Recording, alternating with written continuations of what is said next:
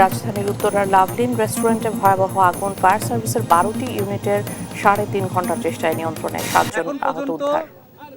যেই 7 জনকে উদ্ধার করেছি তার মধ্যে 6 জন মহিলা এবং তার মধ্যে একজন অন্তঃসত্ত্বা মহিলাও রয়েছেন এবং একজন পুরুষ রয়েছেন।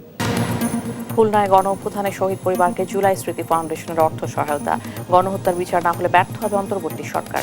যারা অবৈধ অস্ত্র নিয়ে খুনি হাসিনার সাপ্লাই করা অবৈধ অস্ত্রগুলো দিয়ে আমার ভাই বোনদেরকে হত্যা করেছে, তাদের বিচার করা এই প্ল্যাটফর্মগুলোর এই অন্তর্বর্তীকালীন যে সরকার, তাদের সবচেয়ে বড় দায়।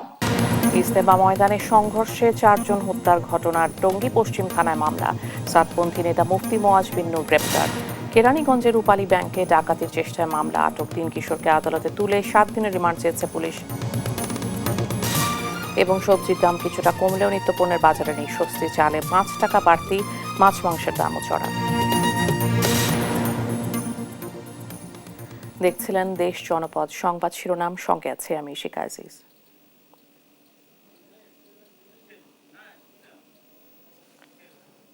রাজধানী উত্তরার লাভলিন রেস্টুরেন্টে লাগা আগুন, ফায়ার সার্ভিসের 12টি ইউনিটের চেষ্টায় প্রায় 3.5 ঘন্টা পর নিয়ন্ত্রণে এসেছে। এই ঘটনায় এখন পর্যন্ত 7 জনকে আহত অবস্থায় উদ্ধার করা হয়েছে। ফায়ার সার্ভিসের মিডিয়া সেলের কর্মকর্তা আনোয়ারুল ইসলাম দোলন জানান, দুপুর 2:02 আগুন নিয়ন্ত্রণে আসে। তিনি বলেন, সকাল 10:30টায় লাভলিন রেস্টুরেন্টে আগুন লাগার খবর পেয়ে নিয়ন্ত্রণে ফায়ার সার্ভিসের 8টি ইউনিট যায়, পরে আরও 4টি ইউনিট যোগ দেয়। আগুন লাগার পর ভবনে প্রচণ্ড ধোঁয়ার সৃষ্টি হওয়ায় নিয়ন্ত্রণে বেগ পেতে হয় ফায়ার সার্ভিস কর্মীদের। মোট 12টি ইউনিটের চেষ্টায় 3.5 ঘন্টা পর আগুন নিয়ন্ত্রণে আসে। এখন পর্যন্ত 6 জন নারী ও 1 জন পুরুষকে আহত অবস্থায় উদ্ধার করা হয়েছে। তারা সবাই চিকিৎসাধীন অবস্থায় রয়েছেন। এখন পর্যন্ত যেই 7 জনকে উদ্ধার করেছি তার মধ্যে 6 জন মহিলা এবং তার মধ্যে একজন অন্তঃসত্ত্বা মহিলাও রয়েছেন এবং একজন পুরুষ রয়েছেন।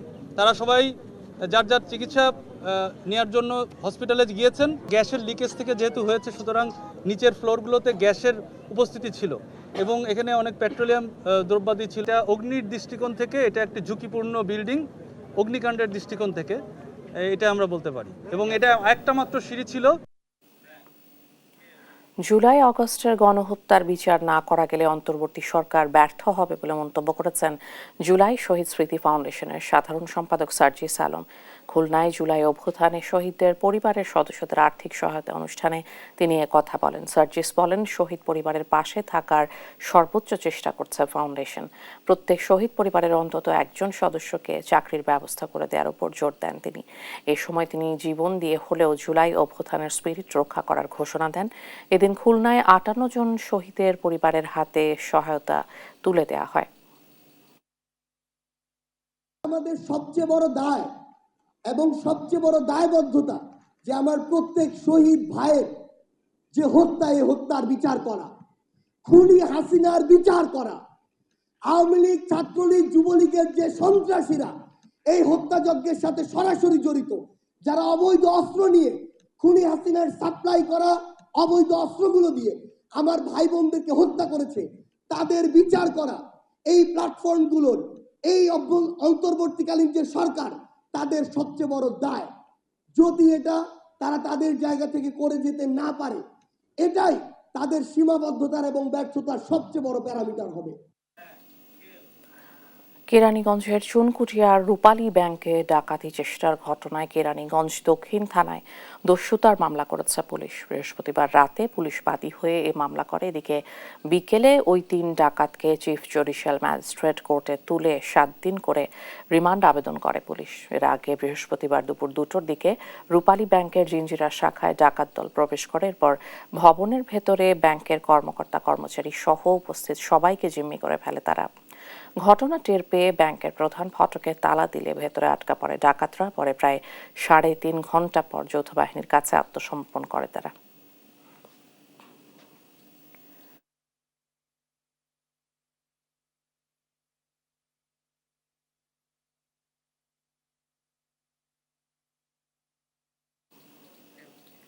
কক্সবাজারের উখিয়া রোহিঙ্গা ক্যাম্পে পাহাড় ধসে দুজনের মৃত্যু হয়েছে। জীবিত উদ্ধার করা হয় দুজনকে। শুক্রবার সকাল 10:30টায় উখিয়ার হাকিমপাড়ার 14 নম্বর ব্লক বি ক্যাম্পে পাহাড় ধসের ঘটনা ঘটে। উখিয়া থানার ভারপ্রাপ্ত কর্মকর্তা আরিফ হোসাইন বিষয়টি নিশ্চিত করেন। তিনি বলেন, রোহিঙ্গা ক্যাম্পে পাহাড় ধসের খবর পাওয়ার পর পুলিশ ঘটনাস্থলে গেছে। পুলিশ সেখানে কাজ করছে। তবে তিনি এক শিশুর মৃত্যুর কথা জানিয়েছেন। ক্যাম্পের স্থানীয়রা জানান দুজনের মরদেহ উদ্ধারের কথা।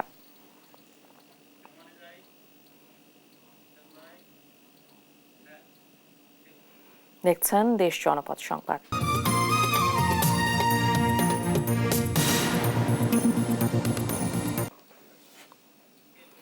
কলকাতায় হত্যার শিকার ঝিনাইদহ 4 আসনের সাবেক এমপি আনোয়ারুল আজিম আনারের মরদেহের খণ্ডাংশের সঙ্গে তার মেয়ে মুমতারিন ফেরদৌস ডরিনের ডিএনএ মিলেছে। শুক্রবার পশ্চিমবঙ্গের অপরাধ তদন্ত বিভাগ সিআইডি সূত্র জানায়, আনোয়ারুল আজিম আনারের উদ্ধার করা মরদেহের খণ্ডাংশ ও হাড়ের সঙ্গে তার মেয়ে ডরিনের ডিএনএ মিলেছে। পশ্চিমবঙ্গ সিআইডির এক জ্যেষ্ঠ কর্মকর্তা জানান, নভেম্বরের শেষ দিকে ডরিন কলকাতায় গেলে ডিএনএর নমুনা নেওয়া হয়। ডিএনএ রিপোর্ট অনুযায়ী একটি খাল ও ফ্ল্যাটের পাশ থেকে উদ্ধার করা মাংসের টুকরো ও হাড়গুলো বাংলাদেশের সাবেক এমপি আনারের। এমপি আনার চলতি বছরের 12 মে পশ্চিমবঙ্গে গিয়ে নিখোঁজ হলে তদন্তে নামে পুলিশ। পরে 22 মে কলকাতা পুলিশ তাকে খুন করা হয়েছে বলে জানায়। 793 কোটি টাকা লোকসান নিয়েই জয়পুরহাট চিনিকলে শুরু হয়েছে 62তম আখ মাড়াই কার্যক্রম। আরও জানাতে অনুষ্ঠান স্থল থেকে যুক্ত হচ্ছেন সহকর্মী রেজাউল করিম। রেজা, আখ মাড়াই কার্যক্রমের বিস্তারিত জানাবেন। হ্যাঁ ইশিকা, আমি এখন দাঁড়িয়ে আছি জয়পুরহাটের সুগার মিলে। তো এখানে যে আজকে যে 20 তারিখ, আজকে কিন্তু সুগার মিল আখমারাই কার্যক্রম শুরু হচ্ছে। সে শুরু হওয়া উপলক্ষে কিন্তু এখানে দোয়া মাহফিল এবং অনুষ্ঠান চলছে এবং সরকারি বেসরকারি বিভিন্ন প্রতিষ্ঠান এবং কৃষক, এখানে আখ চাষি সহ বিভিন্ন শ্রেণী পেশার মানুষেরা কিন্তু এই যে দোয়া কার্যক্রম এবং আখমারাই অনুষ্ঠানে উপস্থিত হয়েছেন। এখন জয়পুরহাটের যে এই সুগার মিলটি, একটা বিষয় জানিয়ে রাখি যে 797 কোটি টাকা মানে কিন্তু লোকসানের বোঝা নিয়ে কিন্তু মানে এখন আবারও এই কার্যক্রম শুরু হচ্ছে। 1960 সালে এই সুগার মিলটি জয়পুরহাটে স্থাপিত হয় এবং 1963 সালে কিন্তু এই সুগার মিল কিন্তু আখমারাই শুরু হয়। তো আজকে কিন্তু আপনি দেখছেন যে এখানে আখ কিন্তু এখন কিছুক্ষণের মধ্যে এখানে আনুষ্ঠানিকভাবে কার্যক্রম শুরু হবে এবং আমি এখানে যে আখ মারাই কার্যক্রমের যে আজকে শুরুর একজন অতিথি আছেন, সেটা হচ্ছে আখ চাষী কল্যাণ সমিতির জেলার সভাপতি। তার সঙ্গে একটু জানতে চাইবো যে আপনাদের এই লোকসান কেন হয়, আপনারা আখ চাষ করেন, আপনাদের কৃষকদের কি কি সমস্যা বা কৃষকদের ন্যায্য মূল্য পান কিনা, আপনারা সময় মতো টাকা পান কিনা?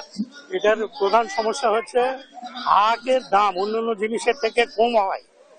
মানুষ আখ চাষ থেকে বিরত হয়ে গেছে, আখ চাষ থেকে সরে গেছে। আখের দাম বেশি করতে হবে, আখ দেওয়ার সঙ্গে সঙ্গে টাকা দিতে হবে এবং কর্মকর্তাকে আখ চাষি সঙ্গে ভালো ব্যবহার করতে হবে। মানে সর্বোপরি হচ্ছে আখের দাম অন্যান্য জিনিসের দামের থেকে অত্যন্ত কম বিধায় মানুষ আখ চাষ থেকে সরে গেছে এবং এই আখ চাষ এখন করতেছে না। যদি এটা বৃদ্ধি করা যায় আর সময় মতো টাকা দেওয়া যায় এবং সময় মতো সব ভর্তুকি দেওয়া যায়, তাহলে ইনশাআল্লাহ এই এখানকার কৃষকেরা ভালো মতো আখ করবে এবং এই সুগার মিল। ধন্যবাদ আপনাকে। তো একটা বিষয় আমি জানিয়ে রাখি যে এখানে আজকে কিন্তু এই যে অনুষ্ঠান চলছে, তো এখানকার যে সুগার মিল কর্তৃপক্ষ যেটি আমাকে জানিয়েছেন যে সুগার মিল এবারে 40 দিন চালানোর একটা পরিকল্পনা করেছেন। গত বছর কিন্তু 21 দিন চলেছে। তো সর্বোপরি বলা যায় এখন দোয়া চলছে, এই দোয়ার পরে কিন্তু আখের যে মারাই কার্যক্রম শুরু হবে। তো এই ছিল আমার জয়পুরহাট থেকে এই আখ মারাই কার্যক্রমের সর্বশেষ পরিস্থিতি। ধন্যবাদ আপনাকে। জয়পুরহাটের সুগার মিলে আখ মাড়াই কার্যক্রম নিয়ে বিস্তারিত জানছিলাম সহকর্মীর কাছে। জানুয়ারির শেষ সপ্তাহে অথবা ফেব্রুয়ারিতেই উদ্বোধন হতে যাচ্ছে যমুনা রেলওয়ে সেতু। চালু হলে পূর্ণ গতিতে একই সাথে দুটি ট্রেন অতিক্রম করতে পারবে বলে জানান রেলপথ মন্ত্রণালয়ের সচিব। শুক্রবার রেল সেতু ও দুই প্রান্তে নির্মাণাধীন দুটি স্টেশনের নির্মাণ কাজ পরিদর্শন শেষে তিনি কথা বলেন যমুনা বহুমুখী সেতুতে একটি সিঙ্গেল রেল সেতু ছিল, যেটি অতিক্রম করতে সময় লাগত অন্তত 20 মিনিট। এখানে একটি পৃথক রেল সেতু নির্মাণের দাবি ছিল দীর্ঘদিনের। এই সেতুটি চালুর মধ্য দিয়ে সেটি পূরণ হতে যাচ্ছে। জাইকা আমাদের অর্থায়নে এগিয়ে এসছে এবং তার পরিপ্রেক্ষিতে আজকে এই অবস্থায় এসছে যে আজকে রেল ব্রিজটি প্রায় সম্পন্ন হয়ে গেছে। এখন আমাদের অপেক্ষায় আছি যে খুব তাড়াতাড়ি আমরা আশা করছি যে আগামী মাসে জানুয়ারি মাসে অথবা ফেব্রুয়ারি মাসের মধ্যে আমরা এটা আনুষ্ঠানিকভাবে উদ্বোধন করতে চাচ্ছি। সরবরাহ বাড়ায় বিভিন্ন জেলায় কমতে শুরু করেছে সব ধরনের শীতকালীন সবজির দাম, কমেছে ডিমের দামও। তবে চড়া ইলিশ সহ সব ধরনের মাছের দাম 1 কেজি ওজনের ইলিশ মিলছে না 2500 টাকার নিচে। সেই সঙ্গে বাজারে এখনো সংকট বোতলজাত সয়াবিন তেলের। সহকর্মীদের তথ্য ও ছবিতে সালমা জাহানার রিপোর্ট। চট্টগ্রামে ডিমের দাম কমলেও বাড়তি ব্রয়লার মুরগির দাম। খুচরা বাজারে লাল ডিমের দাম ডজনে 5 টাকা কমে বিক্রি হচ্ছে 140 টাকায়। গেল সপ্তাহের তুলনায় ব্রয়লার মুরগির দাম বেড়েছে কেজিতে 15 থেকে 20 টাকা। চড়া মাছের বাজারও রুই 350 থেকে 450 টাকা, কাতল 320 থেকে 480, শিং 550 থেকে 600, কই 220 থেকে 250, পাঙ্গাস 150 থেকে 220 টাকা ও তেলাপিয়া বিক্রি হচ্ছে 180 থেকে 250 টাকায়। তবে কিছুটা সহনীয় হচ্ছে সবজি। কাঁচা বাজার ঘুরে দেখা যায় মূলা কেজি 40 টাকা, কাঁচামরিচ কেজি 50 থেকে 60 টাকা, ফুলকপি, বাঁধাকপি, মিষ্টি কুমড়া পিস প্রতি 40 থেকে 50, পেঁপে 50 ও শালগম বিক্রি হচ্ছে 40 থেকে 50 টাকা কেজিতে। সবজি সরবরাহ আগের থেকে অনেক বাড়ছে। গত সপ্তাহে যে ফুলকপি আমরা 60 টাকা বিক্রি করেছি এখন 50 টাকা, বাঁধাকপি 40 টাকা করে। গত সপ্তাহের তুলনায় এই সপ্তাহে সবজি সংগ্রহ মোটামুটি ভালো আছে, মোটামুটি চলতেছে। আগে তুলনায় কিছুটা কমছে সাধারণ। ছুটির দিনে চাঁদপুর মাছঘাটে কমেছে ইলিশের সরবরাহ, এতে দাম চড়া। 1 কেজি ওজনের ইলিশ বিক্রি হচ্ছে 2600 থেকে 2700 টাকায়। স্বস্তি নেই দেশীয় মাছেও। কেজি প্রতি চিংড়ি 900 টাকায়, রুই কাতল মিলছে 300 থেকে 350 টাকায়। ছুটির দিনে একটু মাছ কিনতে আসছিলাম, কিন্তু এসে দেখি যে মাছের যে দাম আকার ছোঁয়া, কিনার মতো কোনো পরিস্থিতিই নেই। কুমিল্লার বাজারে দেখা দিয়েছে বোতলজাত সয়াবিন তেলের সংকট। দোকানদাররা ঝুঁকছেন খোলা সয়াবিন তেল বিক্রিতে। সংকটের অজুহাতে লিটারে দাম ঠেকেছে 190 টাকা পর্যন্ত। ক্রেতাদের অভিযোগ, বোতলজাত তেল ড্রামে ভরে খোলা তেল হিসেবে বিক্রি করছে অসাধু ব্যবসায়ীরা। কোম্পানি তেল দেয় না, তেল দিলেও আপনার যদি তেল দেয় এক কারণের সাথে আটা দেয়, চা পাতা দেয়, সর্ষের তেল দেয়, আরও অনেক মাল দেয়। তার কারণে কোনো মালে আমরা নিতেছি না। কোম্পানি দেয় না, আমরা কাস্টমার দিতে পারতেছি না। যেমন আমরা তেলটা কিনতে গেলে আমাদের তেলের সাথে যেমন এই একটা 5 লিটার তেল কিনতে গেলে আমাদেরকে এই 2টা সাবান দিতেছে। বোতল থেকে খুলে এটা আপনার ওই এর মধ্যে ড্রামের মধ্যে পুরে লুজ হিসাবে বিক্রি করে, লুজ বিক্রি করলে তারা দামটা বেশি পাচ্ছে। নিত্যপণ্যের দাম ভোক্তাদের নাগালে রাখতে মনিটরিংয়ের জোর দেওয়ার দাবি ভোক্তাদের। সালমা জাহান, নিউজ ডেস্ক, দেশ টিভি। ছুটির দিনের সকালেই 4 জেলায় সড়কে ঝরল 6 প্রাণ। সিলেটে প্রাইভেট কার নিয়ন্ত্রণ হারিয়ে খুঁটিতে ধাক্কা দিলে মৃত্যু হয় 3 জনের। দিনাজপুরে ট্রাকের ধাক্কায় নিহত 2 মোটরসাইকেল আরোহী। নারায়ণগঞ্জ নাটোরে সড়ক দুর্ঘটনায় প্রাণ গেছে 2 জনের। সহকর্মীদের তথ্য ও ছবিতে অঙ্কন চৌধুরীর ডেস্ক রিপোর্টে বিস্তারিত। শুক্রবার সকালে জাফলং থেকে সিলেট যাচ্ছিল একটি প্রাইভেট কার। 10:30টার দিকে জৈন্তাপুর উপজেলায় সিলেট তামাবিল সড়কের দামরি এলাকায় পৌঁছলে নিয়ন্ত্রণ হারিয়ে বৈদ্যুতিক খুঁটির সঙ্গে ধাক্কা লাগে। দুমড়ে মুচকে যায় মাইক্রোবাসটি। ঘটনাস্থলেই মৃত্যু হয় 2 জনের। আশঙ্কাজনক অবস্থায় একজনকে সিলেট ওসমানী মেডিকেলে নিয়ে গেলে চিকিৎসক তাকে মৃত ঘোষণা করে। দিনাজপুরে বীরগঞ্জে ট্রাকের ধাক্কায় প্রাণ হারায় 2 মোটরসাইকেল আরোহী। পুলিশ জানায় নিহত 2 জন ঠাকুরগাঁওয়ের নরগুন বাজার থেকে রস খেয়ে ফিরছিল। সকাল 8টার দিকে ভোগনগর ইউনিয়নের কবিরাজ হাট এলাকায় পৌঁছলে সামনের দিক থেকে আসা দ্রুতগামী ট্রাক তাদের ধাক্কা দেয়। ঘটনাস্থলেই মারা যায় মাধব নামক একজন। দীপু রায় নামে আরেকজন মারা যায় হাসপাতালে নেয়ার পর। নারায়ণগঞ্জের পূর্বাচলে বেপরোয়া গতির প্রাইভেট কারের ধাক্কায় প্রাণ গেছে বুয়েট শিক্ষার্থীর। এই ঘটনায় আটক করা হয়েছে 3 জনকে। পুলিশ ধারণা করছে মাদক সেবন করে গাড়ি চালাচ্ছিলেন তারা। নাটোরের লালপুরে ট্রাকের ধাক্কায় মারা গেছেন এক ভ্যান যাত্রী, গুরুতর আহত হয়েছেন একজন। অঙ্কন চৌধুরী, নিউজ ডেস্ক, দেশ টিভি। দেখছেন দেশ জনপদ সংবাদ।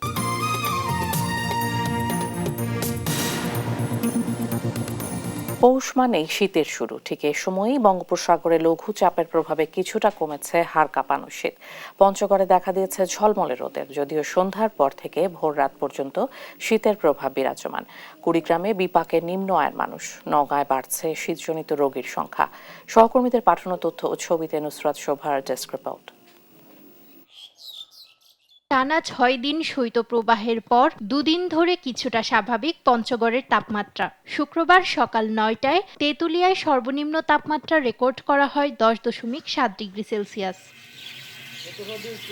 সকাল 8টার মধ্যেই ঘন কুয়াশা কেটে গিয়ে দেখা মেলে সূর্যের। সকালে ঝলমলে রোদের উষ্ণতায় কাজে যেতে দেখা গেছে বিভিন্ন শ্রেণী পেশার মানুষদের। কাজে আসলেও ঠিক মতো কাজ করতে পারি না। দুপুরবেলা একটু রোদ দেখতে পাই, আবার দুপুর ঘনিয়ে গেলে আবার শীতের জন্য আমরা ঠিক মতো কাজ করে চলতে পারতেছি না। এই শীতের কারণে গাড়ি চালাতে পারি না এবং বাইক দিতে পারি না, এবং আমার বাচ্চা 3, 4 থেকে 5 জন। এই অভাবক সংসার আমি কিছুই চালাতে পারি না। পঞ্চগড় জেলায় প্রচন্ড ঠান্ডা, আমরা রাত্রে ঠিকভাবে ঠান্ডার কারণে ঘুমাইতে পারি না, বাচ্চা দিয়ে অনেক কষ্টে আছি। উত্তরের জেলা কুড়িগ্রামে বেড়েছে শীতের তীব্রতা। দুর্ভোগে পড়েছেন হতদরিদ্র ও ছিন্নমূল মানুষজন। খোলা জায়গায় আগুন জ্বালিয়ে করছেন শীত নিবারণ। 1 মাস ধরে এ জেলার সর্বনিম্ন তাপমাত্রা 11 থেকে 13 ডিগ্রি সেলসিয়াসে ওঠানামা করছে। সন্ধ্যা হলে ঘন কুয়াশার সঙ্গে বাড়তে থাকে ঠান্ডা। বিপাকে পড়েছেন শিশু ও বৃদ্ধ সহ চরাঞ্চলের মানুষ। বেগ পেতে হচ্ছে যান চলাচলেও। ঠান্ডাতে তো বাসি না, ঠান্ডাতে কাজ কামাই করে পাই না, গরিব আছে তো খুব অবস্থা খারাপ। এই শীতের মধ্যে আমি থাকি আর কেমন করে কাজ করি, কাজ কম্বল টম্বল দিলেন হয়, উপকার হলে। এ সপ্তাহের মধ্যেই জেলার উপর দিয়ে আবারও শৈত্যপ্রবাহের সম্ভাবনা রয়েছে, জানায় আবহাওয়া অফিস। এদিকে নওগাঁয় কুয়াশা কমলেও বেড়েছে শীতের তীব্রতা। সেই সঙ্গে পাল্লা দিয়ে বাড়ছে শীতজনিত রোগ। নুসরাত শোভা, নিউজ ডেস্ক, দেশ টিভি। প্রায় 1.5 যুগ পর আবারও লালমনিরহাটের বড় বাড়িতে বৃহৎ আকারে শুরু হয়েছে জামাই বউ ও মৎস্য মেলা। মেলায় ভিন্ন ভিন্ন সাজে সেজে বসেছে 2 শতাধিক পিঠাপুলি, 1/2 মাছের দোকান। দীর্ঘ বিরতির পর এমন আয়োজনে উৎসুক জনতা মেতেছে উৎসবে। সহকর্মী জামাল বাদশার তথ্য ও চিত্রের ডেস্ক রিপোর্ট। শহীদ আবুল কাশেম মহাবিদ্যালয় মাঠে বসেছে 2 শতাধিক দোকান। 15 দিনের এই মেলায় অংশ নিয়েছে পিঠাপুলির 2 শতাধিক ও 1/2 মাছের দোকান। প্রায় 1.5 যুগ ধরে এ মেলার আয়োজনে মেলেনি প্রশাসনিক অনুমতি। রাজনৈতিক পট পরিবর্তনে এবার জাঁকজমকভাবেই বসেছে ঐতিহ্যবাহী এই বউ জামাই ও মৎস্য মেলা। দিনের বেলা লোক সমাগম কম থাকলেও বিকেলে মেলায় বউ জামাই নবদম্পতি সহ বিভিন্ন বয়সীদের ভিড়ে জমে ওঠে মেলা। দর্শনার্থীরা বলছেন 2 শতাধিক পিঠাপুলির দোকানে পছন্দের পিঠার স্বাদ নিতে পেরে খুশি তারা। তরুণ প্রজন্ম অনেকেই পাঠ্য বইয়ে এসব পিঠার নাম পড়লেও বাস্তবে খাওয়ার সুযোগ পাচ্ছে এ মেলায়। তারা বলছেন শুধু এ জেলায় নয়, বাংলার ঐতিহ্য রক্ষায় এমন আয়োজন সারা দেশের হওয়া উচিত। এরকম মেলা আগে কখনো আসলে দেখা হয়নি। এখানে এসে আমি সবকিছু উপভোগ করতে চাই। সুন্দর পরিবেশে সুন্দর একটি আয়োজন, যে বাংলার ইতিহাস ঐতিহ্য এগুলো আসলে আমাদের পরবর্তী প্রজন্মকে দেখানো উচিত, জানানো উচিত। বাঙালির একটা ঐতিহ্য এই সম্পর্কে তারা জানতে পারছে। এখানে প্রায় এ পর্যন্ত 200-র ঊর্ধ্বে দোকান এখানে রয়েছে। আমাদের প্রতিটি স্টল যে তারা সাজসজ্জা করে তারা রেডি করতেছে, হয়তো সন্ধ্যার পরে দেখবেন আরো জমজমাট হবে। বাংলার ইতিহাস ও ঐতিহ্য তুলে ধরতেই এমন মেলা বলে জানান আয়োজকরা। বাংলাদেশে যেমন রাজনৈতিক কর্মকাণ্ড নিষিদ্ধ ছিল, তেমনি এই সমস্ত মেলা, এই সমস্ত বিনোদনও বিগত সরকার নানান তাদের কারণে বন্ধ রেখেছিল।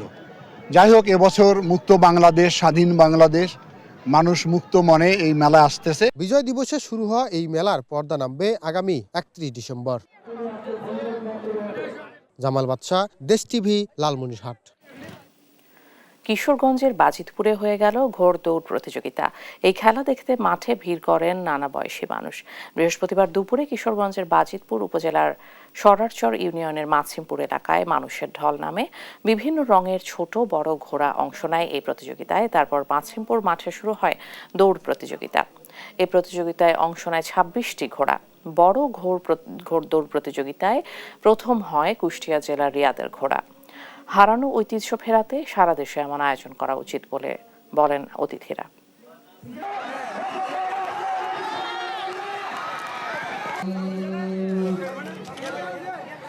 দেশের দ্রব্যমূল্যের ঊর্ধ্বগতি, দেশের মানুষ তার জীবন জীবিকার শেষ প্রান্তে দাঁড়িয়েছে, তারপরে ঐতিহ্যবাহী খেলা ধরে রাখার জন্য আমাদের এই এলাকার যুব সমাজ যে আয়োজন করেছে তাদের আমি ধন্যবাদ জানাই। হাজার হাজার মানুষ এখানে সমবেত হয়েছে এই প্রতিযোগিতা দেখার জন্য। আমি চাই এই মহান বিজয় দিবস উপলক্ষে আগামীতেও প্রতিটি জেলায় জেলায় এই অনুষ্ঠানে এই ঐতিহ্যবাহী ঘোড়া প্রতিযোগিতাটা মানুষের মনে রাখুক এবং এইটা বিলুপ্তির পথে এটাতে বিলুপ্তি না হয়। এ পর্যায়ে দেশ জনপদ সংবাদ শিরোনাম জানিয়ে দিচ্ছে আরেকবার।